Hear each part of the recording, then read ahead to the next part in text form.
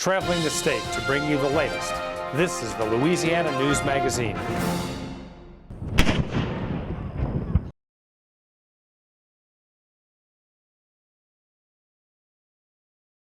Louisiana Environmental Action Network. For more than 30 years, we've been protecting the environment and public health here in Louisiana.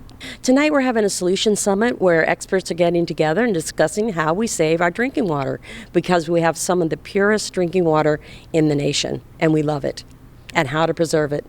Welcome again, everybody, to the 2021 Save Our Water Baton Rouge Solutions Summit. Hello to everyone, as mentioned. Those who are viewing us on Facebook live stream, we appreciate your attending as well. Now, everyone in Baton Rouge knows that we have some of the best drinking water around. Years ago, I was asked, along with Smiley Anders and also the late Fran Spain, to be judges for a water tasting competition we had. This was held over at the Sheridan many years ago. And they were able to solicit these examples, if you will, of water that came in all throughout the country, from Colorado, from the Great Lakes. We were given 20 samples of water that we had to smell and taste. Well, we went through this process and we eliminated from those 20 down to 10. Then it got down to 5. And it wasn't because we were drinking Baton Rouge water. It was because of the fact, too, that there were other judges there from New Orleans and from Lake Charles and from Shreveport. And they resoundingly selected Baton Rouge water as the best water that they had. Now, the second place, I think, was where the Coors Brewery was in Colorado. I can't remember exactly. But it was evidence of, as well, that the water that we have is just absolutely extraordinary. That's because it's drawn from a groundwater reserve called the Southern Hills Aquifer, deep below the city. The aquifer system naturally purifies the water for us, but the science shows that we're pumping a lot. We're going to address that tonight. Our experts are going to make comments and be able to shed some light on that. Between the hundreds and thousands of citizens in the Baton Rouge area who use groundwater each day, and several of the industrial facilities that pump water for their industrial processes, were causing the water table to drop. Also, the experts tonight will comment on saltwater intrusion, a possibility of contamination. Our scientists will tell us more about that in a moment.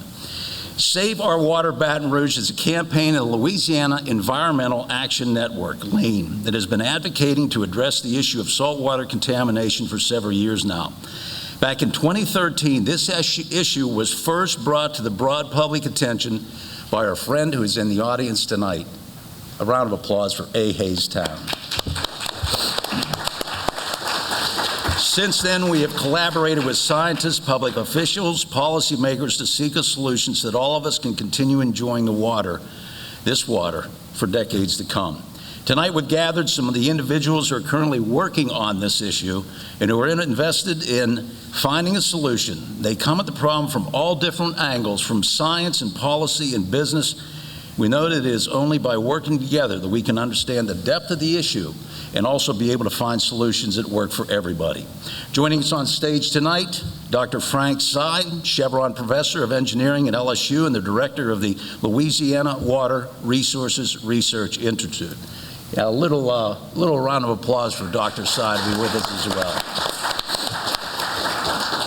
Dr. Alyssa Dousman, Senior Vice President and Chief Scientist at the Water Institute of the Gulf. Alyssa, good to have you with us as well.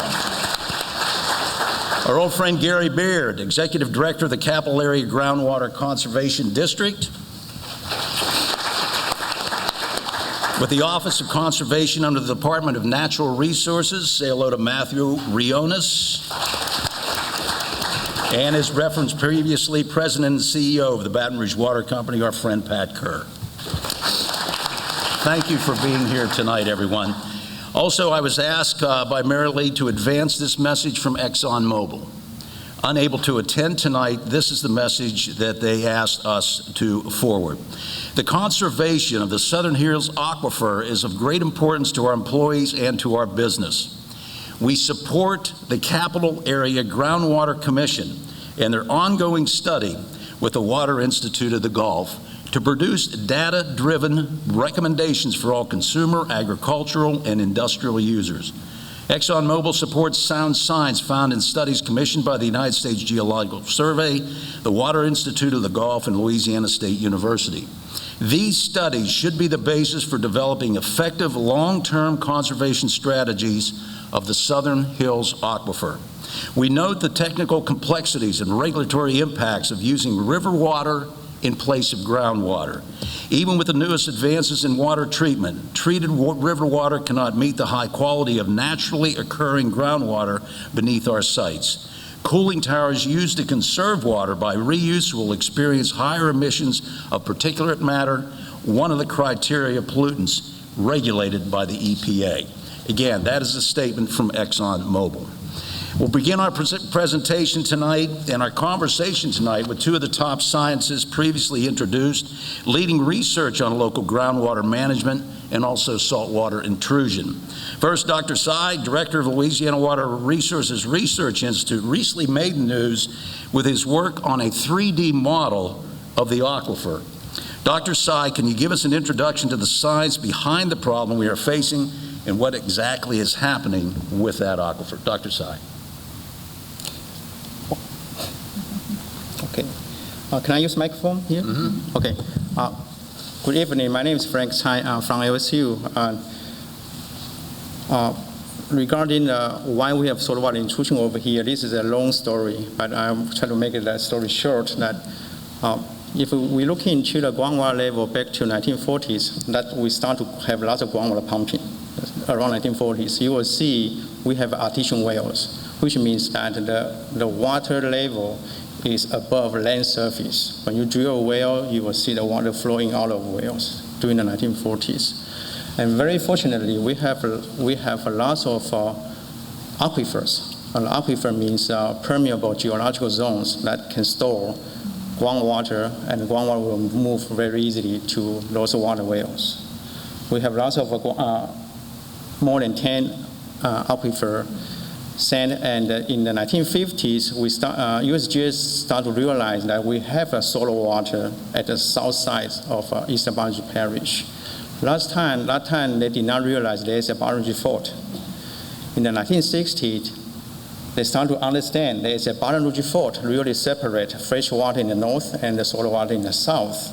And because of continuous pumping north of the Baton Rouge fault in different sand, they start to realize the solar water intrusion goes through the Baton Rouge fault and into a different sand. That's the problem current that we are facing right now. And the Baton Rouge fault acts like a low permeability, like a membrane, like a low permeability fault, that the water is difficult to get through that fault. However, if we have a really, really large groundwater level difference across the fault, that will drag the solar water northward, and then that's why we see the solar water intrusion nowadays, gradually toward to the pumping wells. That's the problem we are facing right now. Incidentally, we'll be able to open up questions a little bit later for our panelists tonight. As we move on, thank you, Dr. Tsai. And next is Dr. Alyssa Dousman, Chief Scientist at the Water Institute of the Gulf. In 2018, the Capital Area Groundwater Conservation District engaged the Water Institute of the Gulf to develop a long-term sustainability plan for our aquifer. Dr. Dousman, what is the status of the sustainability plan? Thank you. Right now, we started in 2018. We finished phase 1 of that work last year, and working with the commission, we developed, or they actually came up with a long-term vision for a 50-year time horizon, and all the commissioners were able to come to consensus, and essentially everybody understands that we want a long-term sustainable source of water for the greater Baton Rouge area, and we want the aquifer to be sustained over the long term. Earlier this year, we started phase 2. It was actually voted on by the commission in the fall, and then and the project actually started earlier this year, so we're still early on, as it's July, right, later on in July. And what we're working on now is taking feasible, realistic alternatives that people can come to consensus on. And when we talk about alternatives, it can be anything from river water, moving wells around, water reclamation, different types of alternative sources of water that you could potentially find and utilize in the place of groundwater. And at the same time, looking at the economics related to that. And so we've started to evaluate those alternatives. As far as doing the economics, we've got an industrial use survey out that'll look at the water quality and the economics. We're going to actually have a survey that's going to go out to the public soon, probably within the next month, related to the willingness to conserve. For example, for people to conserve out of their homes.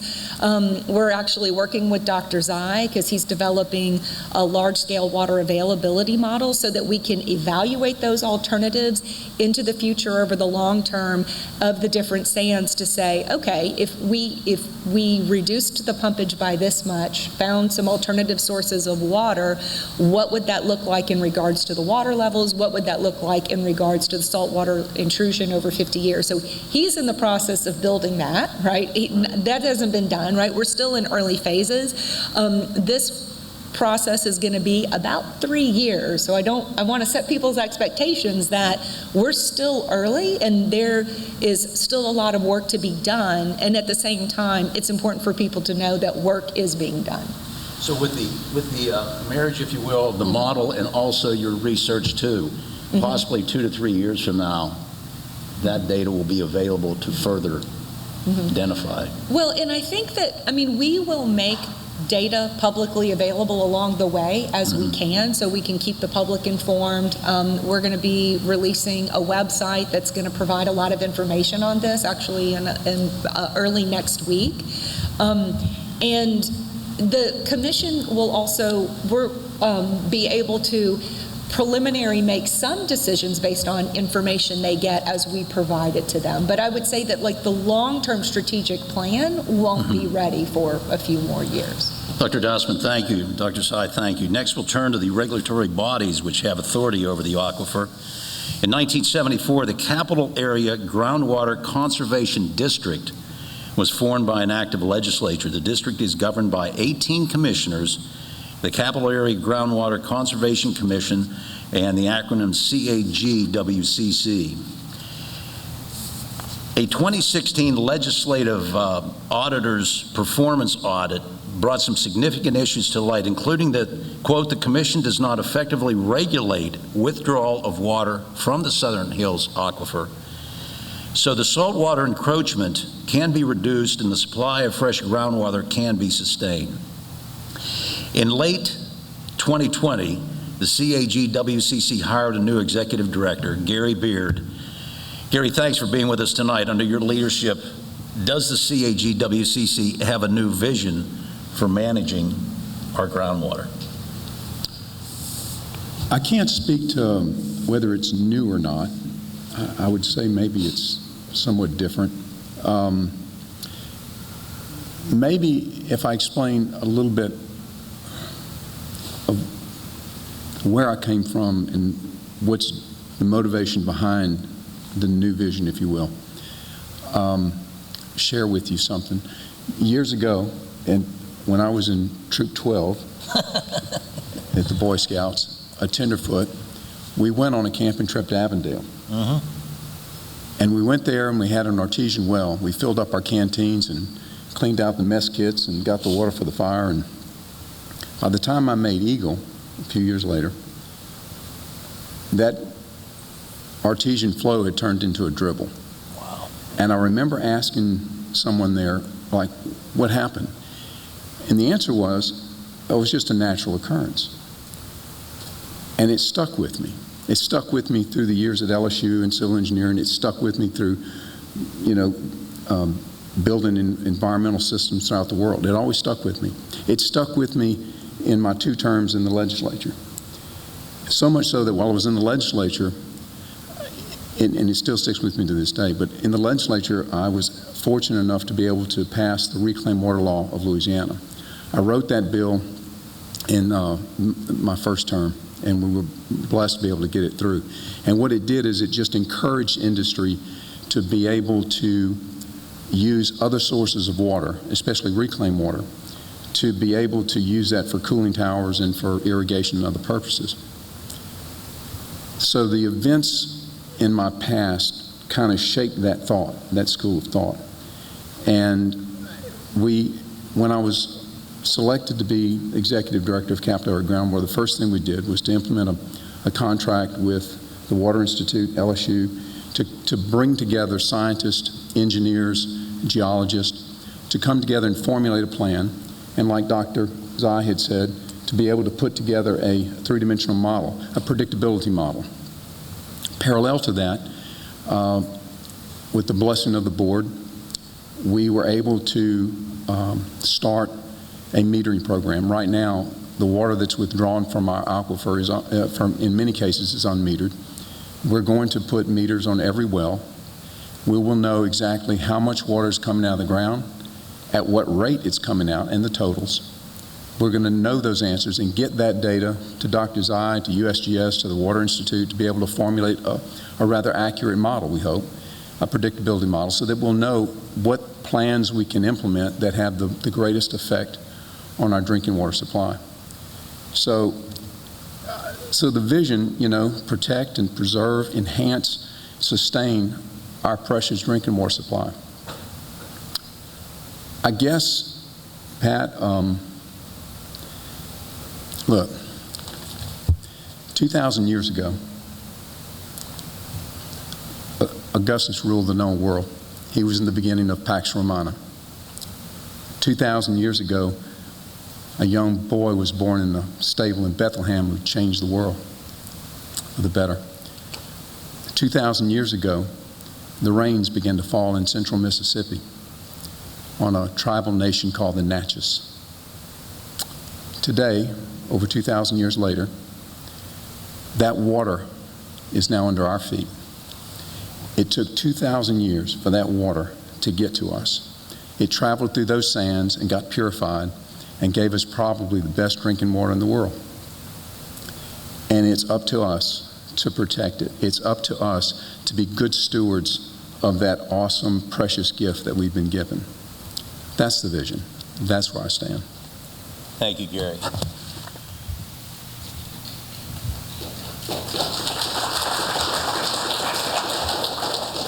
Next, Dr. Matthew Rionis, responsible for policy, education, and communication at the Office of Conservation. At the state level, the Office of Conservation under the Department of Natural Resources has authority over groundwater resources. Mr. Rionis also sits on the Groundwater Commission as the representative of the Commissioner of Conservation. And Matt, how is the Office of Conservation working with CAGWCC to protect our drinking water?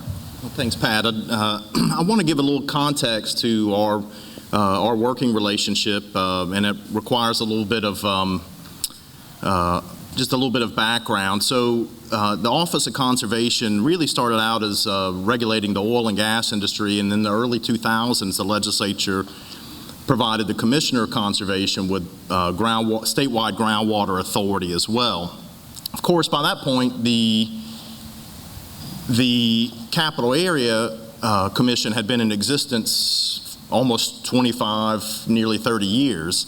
So it's, in some ways, the Capital Area and the issues that drive its mission were in existence when the Office of Conservation sort of came on the scene. Now, our authority really is sort of a shared jurisdiction. So the Commissioner of Conservation has broad statewide authority to maintain sustainability in the state's aquifers. And we can require certain things, registration of water wells, reporting on water usage in areas that are areas of concern. And in the most extreme circumstances, which has really only been invoked once in a drought in 2011, in Caddo Parish, in a groundwater emergency situation, we can actually implement restrictions.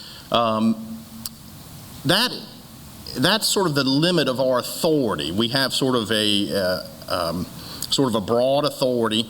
The capital area, however, is much more targeted. It's in a 6-parish area, originally a 5-parish, and then Ascension was included in 2018. But its powers are considerably greater than those of the Office of Conservation or the Commissioner of Conservation. In fact, the Commissioner of Conservation we don't actually permit water use. We can't decline somebody the opportunity to install a well. We can put limits on it if there are certain situations where it's going in and existing wells and things like that. However, the Capital Area Groundwater Conservation Commission can actually, it permits wells and water use. It can restrict water use based on conditions in the aquifer system. It can collect data. It can install infrastructure and operate that infrastructure for a variety of different purposes. And most importantly, of course, in the real world, it has fee authority. And in fact, everybody here that lives in the district pays a small fee, a groundwater use fee on their water bill every month. Most places it's $5, a nickel, or a dime for most homeowners or renters. So that's significantly different and a significant kind of authority, much more, in some ways, much more targeted authority than the Commissioner of Conservation.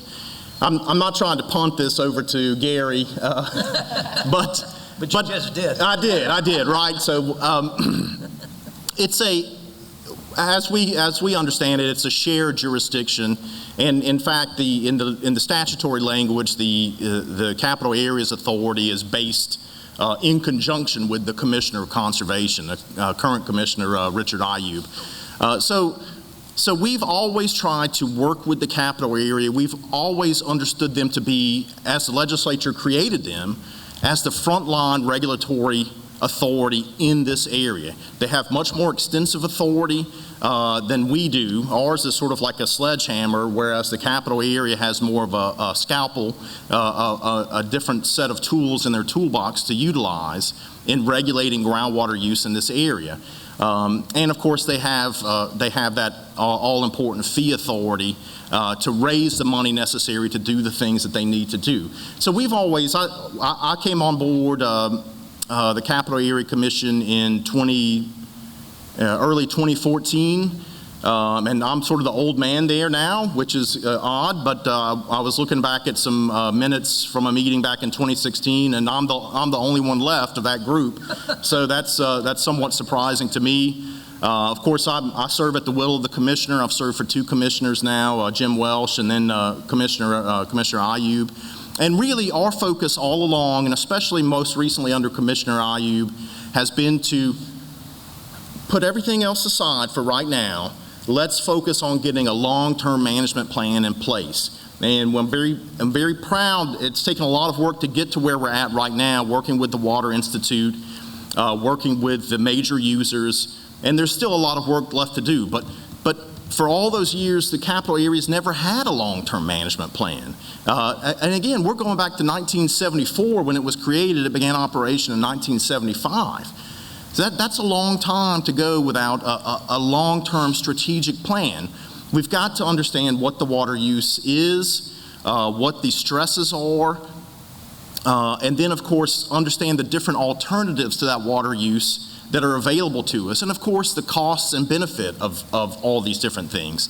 And that requires a tremendous amount of planning. It requires a tremendous amount of information from the current water users, industry, and public supply, and it requires a tremendous amount of cooperation and trust. And for the public, I think transparency in what the capital area does and how it goes about its business. And so we've really, Commissioner Ayub has really focused.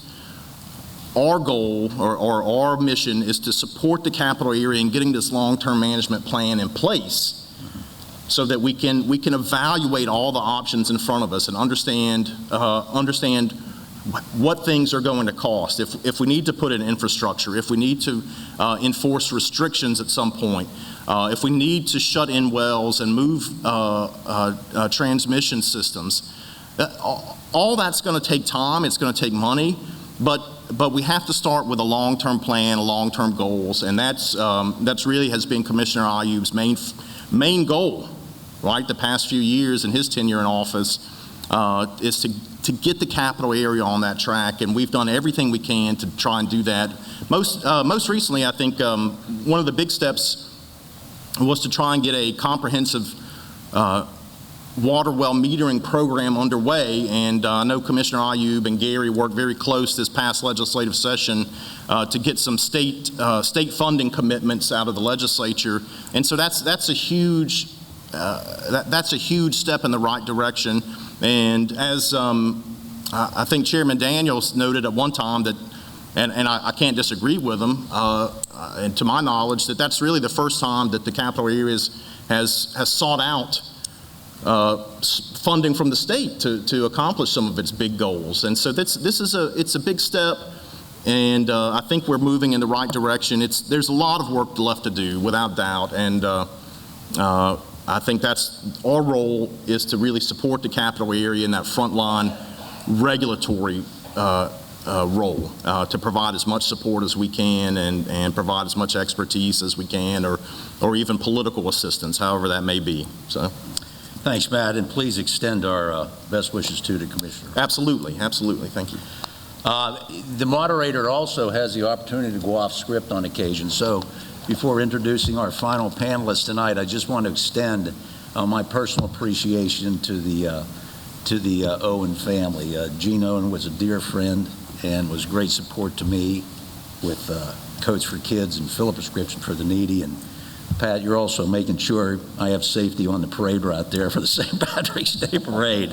So we have Baton Rouge Water Company President and CEO Patrick Kerr with us tonight as a primary supplier. Baton Rouge Water plays a critical role in managing our drinking water.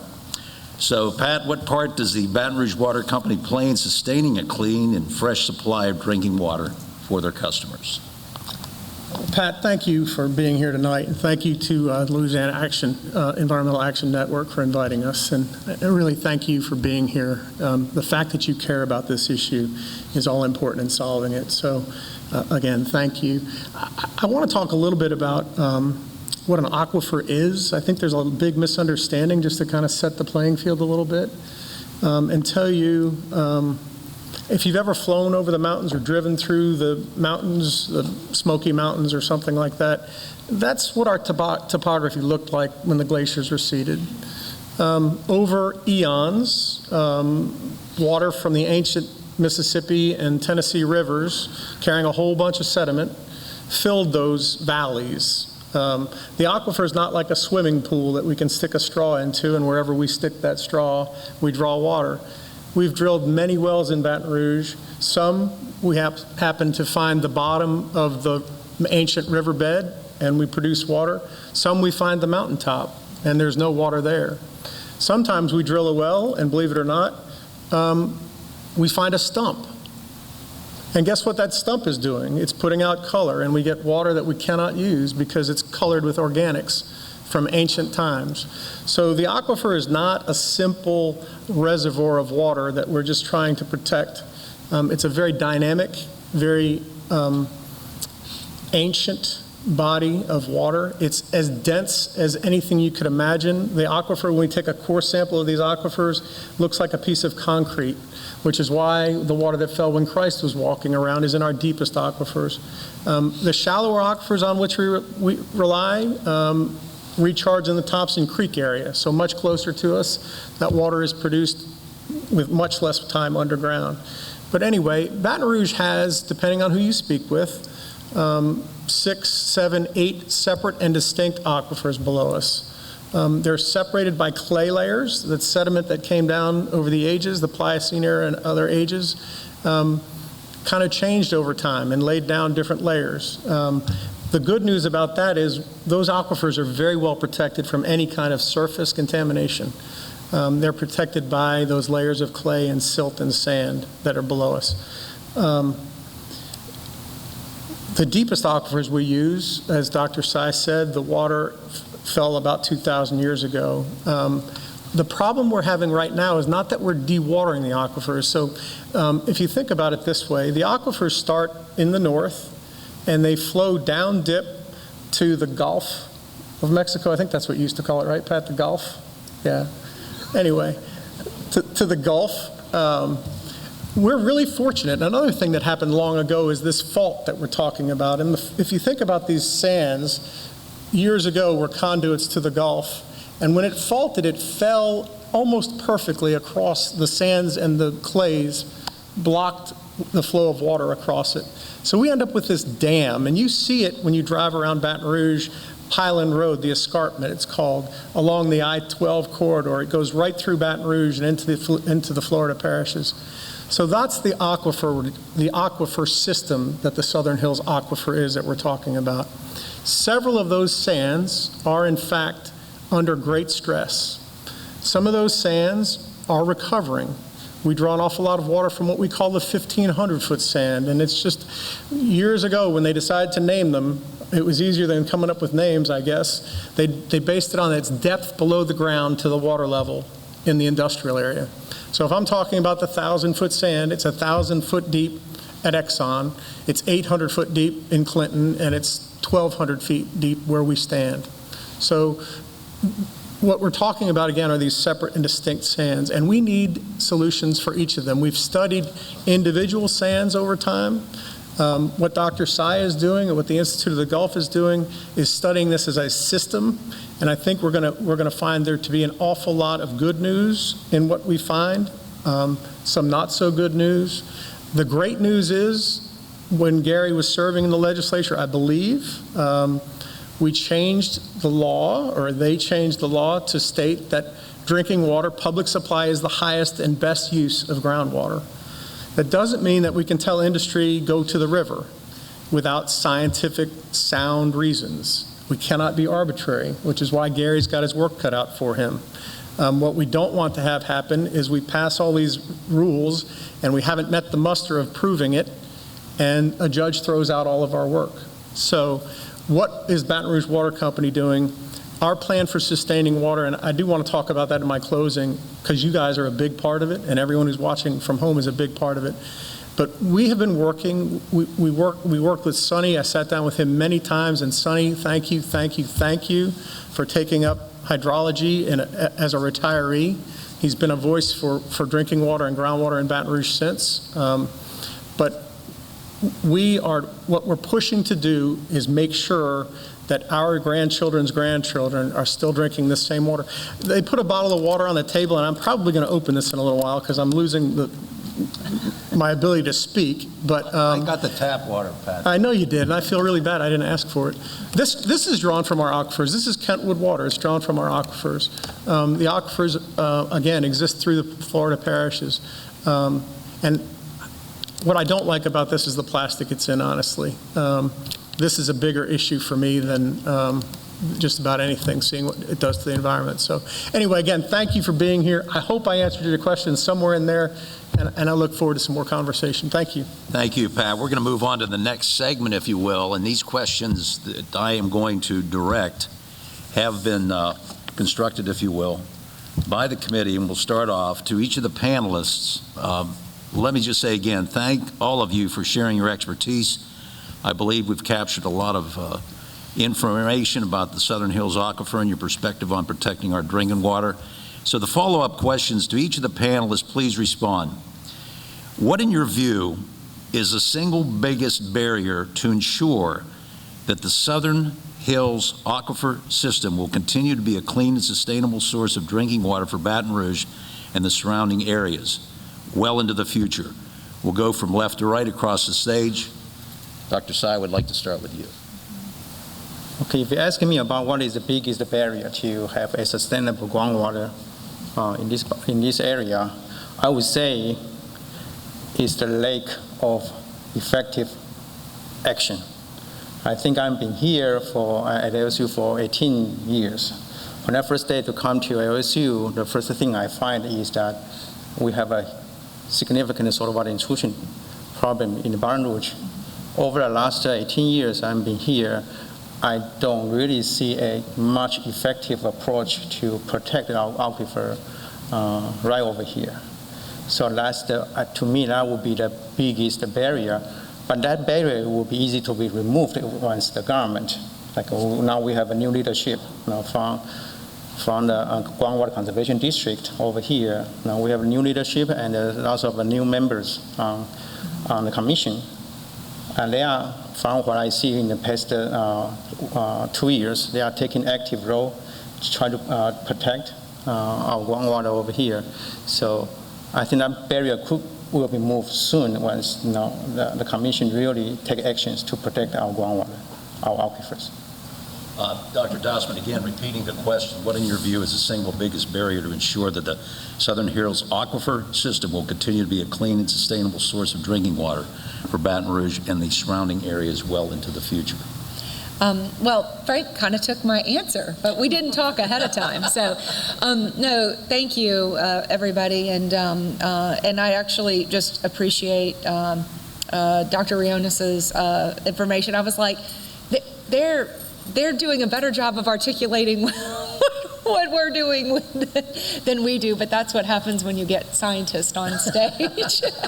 But no, when I started having conversations, so my background is actually is geology and saltwater intrusion. That's what I did my research on for many years before moving in a space where I wanted to work on science to support decision making. And so one of the processes that we're utilizing to develop this is called structured decision making, which is actually a scientific process in itself that integrates science into decision making. And the reason that we're utilizing this process is that when I talked to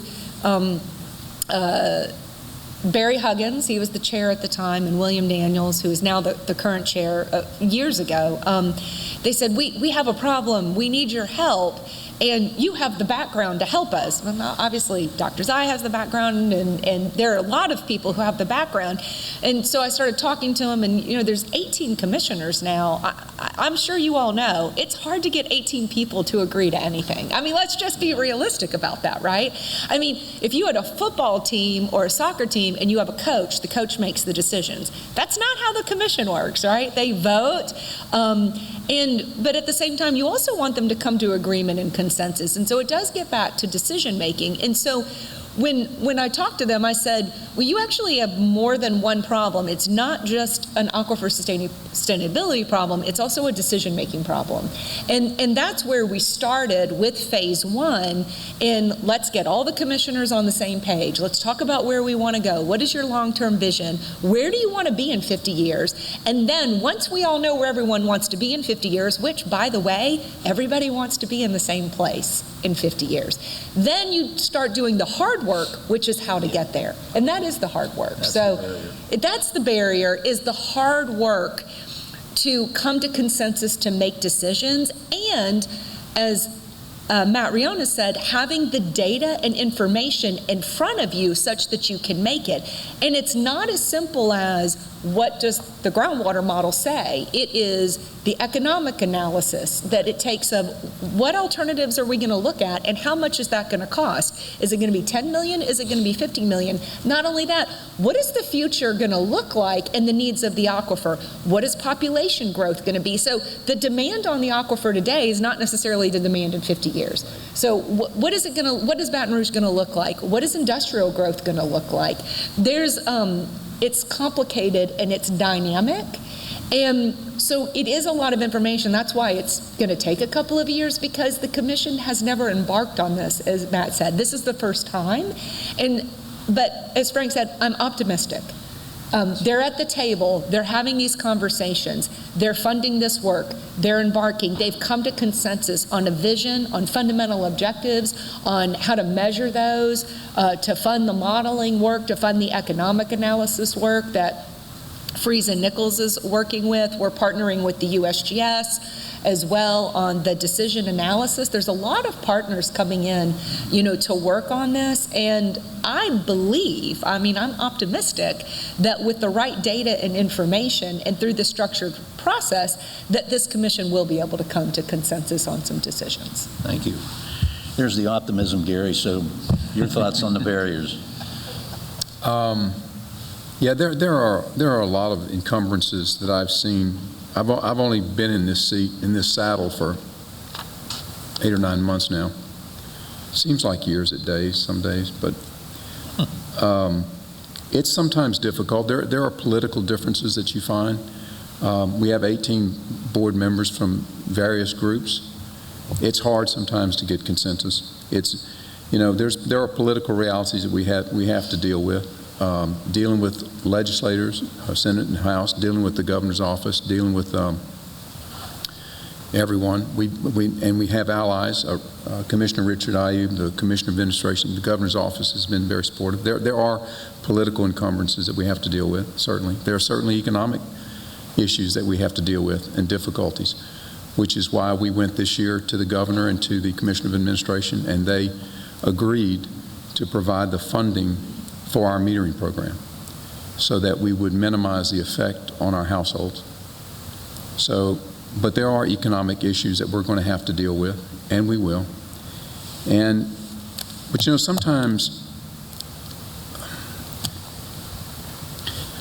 I'll share a story again. When I was doing research for the Environmental Protection Agency, we were developing technology. Sometimes in the midst of research, you would have to deal with certain established applications in the engineering principles into the manuals of practice. And you would do your research and you would realize that if I don't look beyond this textbook, I might not be able to solve the problem. And sometimes you have to look beyond certain norms to be able to grapple with these issues that we're dealing with.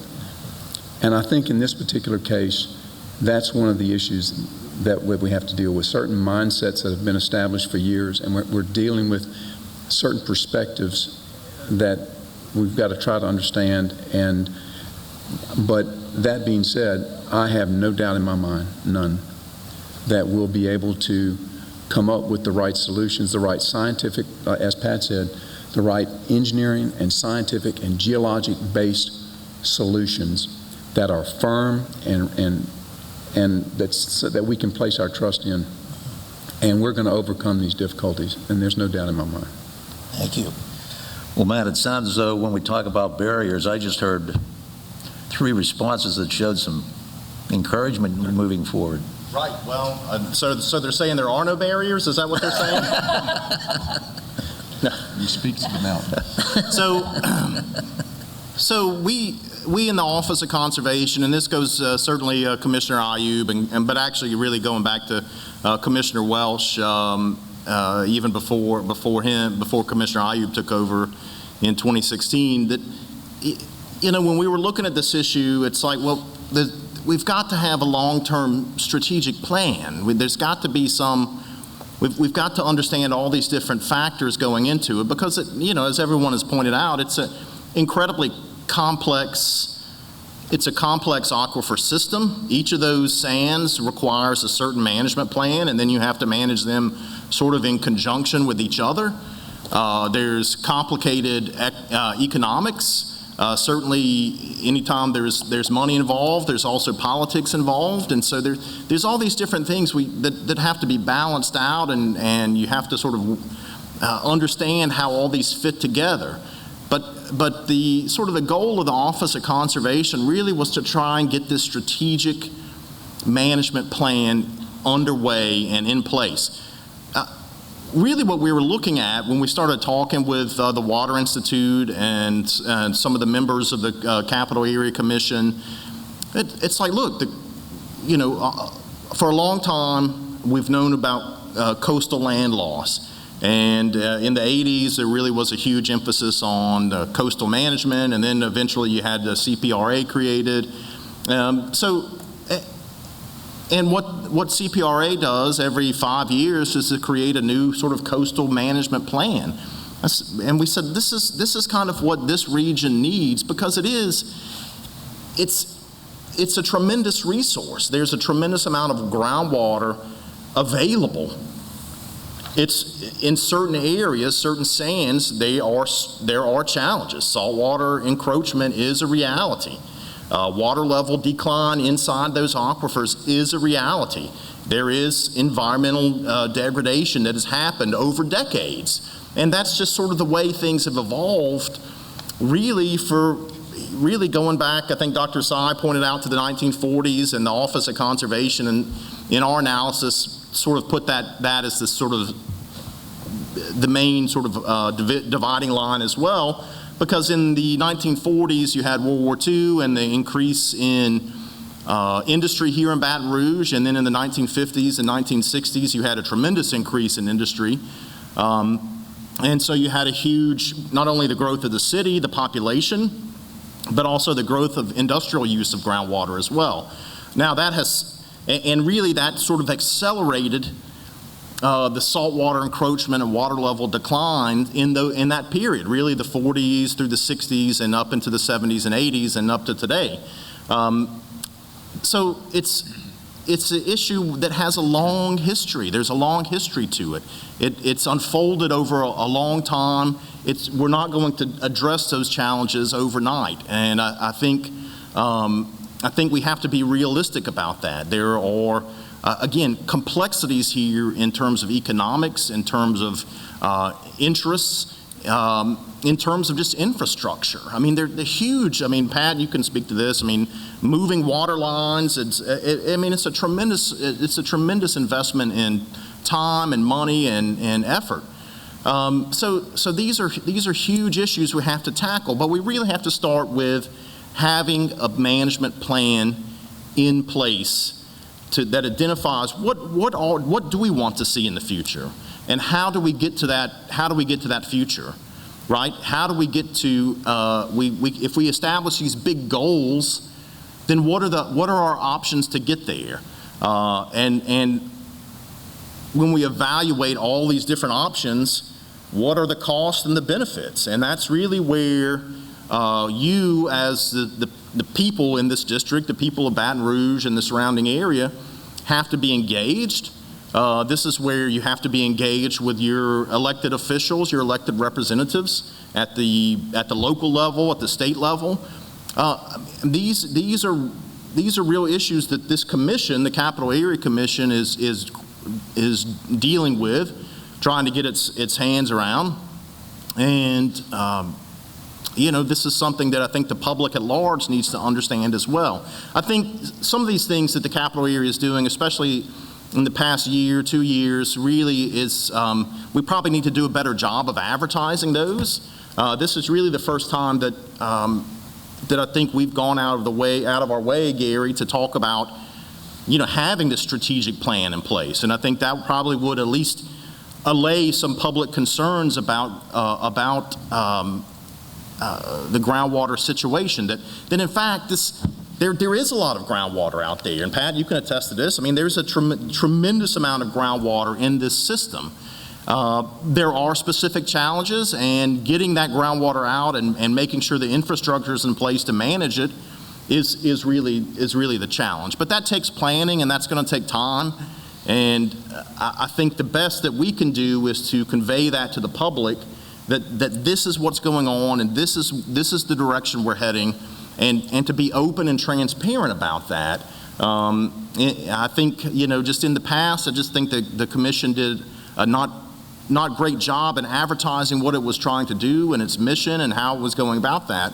I would like to see that change going forward, especially as we get deeper into this management plan and start addressing all the different available options, because the people of Baton Rouge are going to have to weigh in on this at some point, either as individuals, as groups, or through their elected officials. These are things that are going to impact the future of this city and this region for the next 50 years and beyond. So but this is where we're at right now, and I think this is a really, really strong place for us to be. Moving forward with this strategic management plan. It's not a study. I always want to emphasize that. This is not a study, because we've been rung up a lot over another study. This is the creation of a long-term management plan, and I want that to be very clear. Sometimes that gets people throw that out as it being a study, but right. There are different components of that. Obviously, creation of a groundwater availability model that's going to to give us an increased amount of information, creation of a comprehensive metering program so we'll have an accurate understanding of how water is being used. All these are moving pieces within this larger effort. I'm probably going over my time, but. Thank you, Matt. Pat, you addressed a lot of those in your opening statement as well concerning the barriers. Anything you'd like to add? I have two things, Pat, and I'll be brief. There are two impediments, I think, to doing what we all in this room want to do. One is our ignorance, and I am as ignorant as anyone in the room. We need to do all of the work that my peers are talking about doing and get smart. You need to take up the issue and get smart and talk to others about this and spread the wealth. I'll tell you the biggest impediment in my mind, though, and I've worked at this at the legislature for 20 plus years now. It's easy for us to win the hearts and minds of the Baton Rouge delegation. They understand the issue. They understand it's critical to you.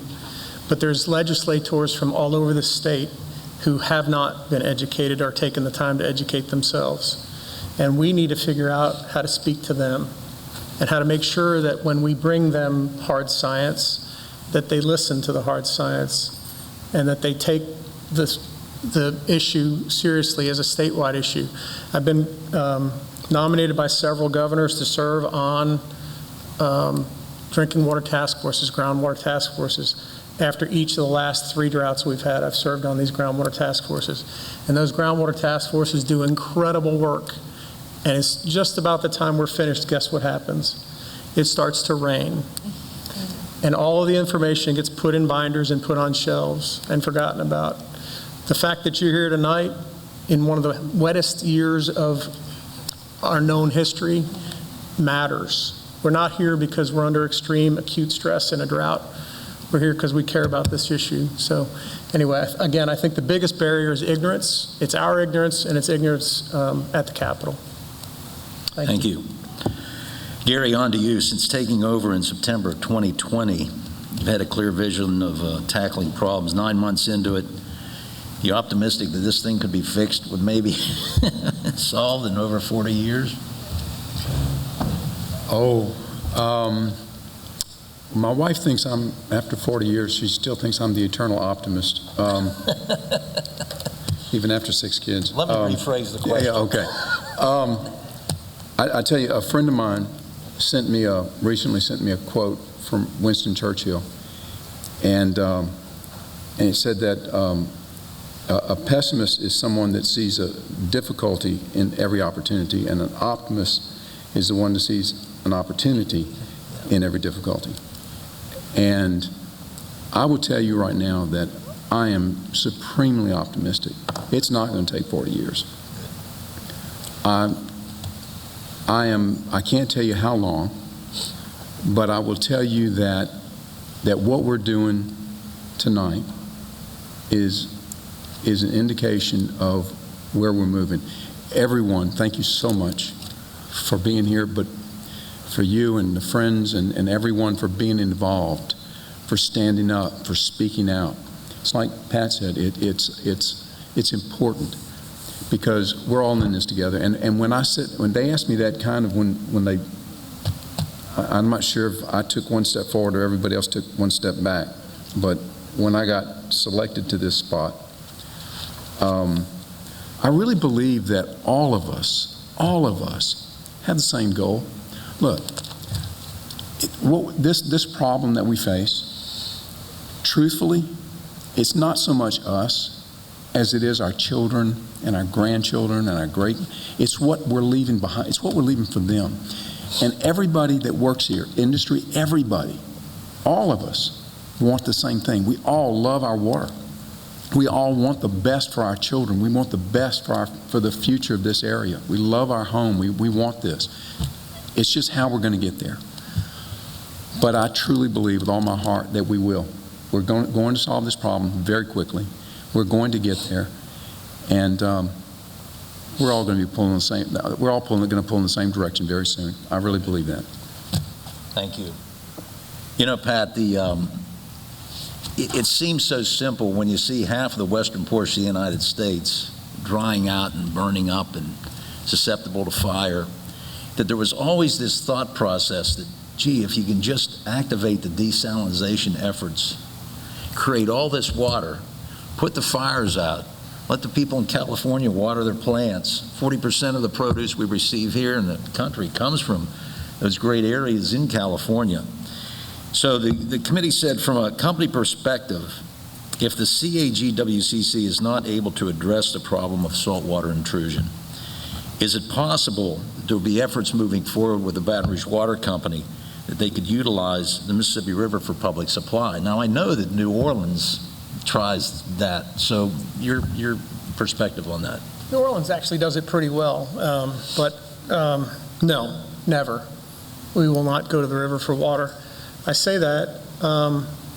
I can't promise you in 100 years there won't be technology that makes the river a better source of water than we have, but knowing what I know now and knowing what demands are on the aquifers and how many people are focused on this, never. You know, there are, thank you. It's so exciting to hear the experts, science, and then the commission, the Groundwater, Capital Area Groundwater Commission, the Baton Rouge Water Company to be here and discuss this as a community with the folks who are drinking the water. So we're very hopeful. We have plenty of groundwater in this area, and the current urgent is how to deal with saltwater intrusion we have here. So in the future, I believe, hopefully we have the government really get involved and take actions to protect our groundwater. We are actively working and working hard, and we think that together we can come to some solutions that will work with all the parties involved. The agency's vision is one of sustainable management. We want to see groundwater. You know, we do have challenges. Those challenges have evolved over a long time. Those aren't going to be solved overnight, but we want to have a sustainable management plan in place for the future. That's really been Commissioner Ayub's vision during his tenure here in office, and that's kind of what we're here to talk about tonight. I think that the problems that we face here in Baton Rouge and in the surrounding parishes regarding our drinking water supply is an issue that we certainly want to address today, but I think everybody should keep in mind that it's not necessarily for us. The solutions that we bring to the table today, the problems that we solve today, are more for our children and our grandchildren, our great-grandchildren, the generations that follow us. That's the solutions we're bringing to the table for. It's for them, not necessarily for us, but it's up to us to take action. We want to have a sustainable aquifer that is managed such that it can supply fresh water over the long term for those that are using it, and that we're also able to find and provide other sources of water to supplement or complement the groundwater, such that the groundwater can be conserved, but there's still enough water, be it surface water, groundwater, water, or other sources of water, to be utilized over the long term for all of the users of the aquifer. How can people get more information? They can go to saveourwaterbr.com. This has been the Louisiana News Magazine. Call us if you'd like more information.